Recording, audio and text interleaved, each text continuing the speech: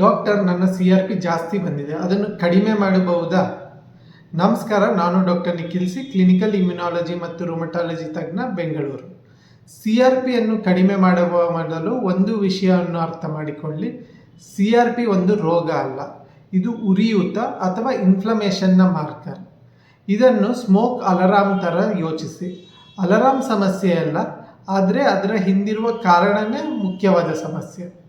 CRP ಕಡಿಮೆ ಮಾಡುವ ಅತ್ಯುತ್ತಮ ಮಾರ್ಗ ಎಂದರೆ ಅದರ ಮೂಲ ಕಾರಣಕ್ಕೆ ಚಿಕಿತ್ಸೆ ನೀಡುವುದು. ಸೋಂಕಿನಿಂದ CRP ಜಾಸ್ತಿ ಇದ್ದರೆ ಸೋಂಕಿಗೆ ಚಿಕಿತ್ಸೆ ನೀಡಬೇಕು.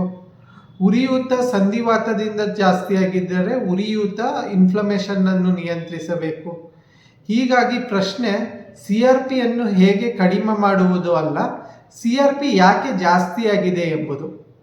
ತೂಕ ನಿಯಂತ್ರಣ, ನಿಯಮಿತ ವ್ಯಾಯಾಮ, ಉತ್ತಮ ನಿದ್ರೆ ಮತ್ತು ಧೂಮಪಾನವನ್ನು ತಪ್ಪಿಸುವುದು ಕೂಡ CRP ಕಡಿಮೆ ಮಾಡಲು ಸಹಾಯ ಮಾಡಬಹುದು. CRP ಒಂದು ಸುಳಿವು, ರೋಗ ನಿರ್ಣಯ ಅಲ್ಲ, ಡಯಾಗ್ನೋಸಿಸ್ ಅಲ್ಲ. ಸಂಖ್ಯೆಯನ್ನು ಮಾತ್ರ ನೋಡಿಬೇಡಿ, ಅದರ ಹಿಂದಿರುವ ಕಾರಣವನ್ನು ಹುಡುಕಿ. ಇಂತಹ ಆರೋಗ್ಯ ಮಾಹಿತಿಗಾಗಿ ನನ್ನನ್ನು ಫಾಲೋ ಮಾಡಿ.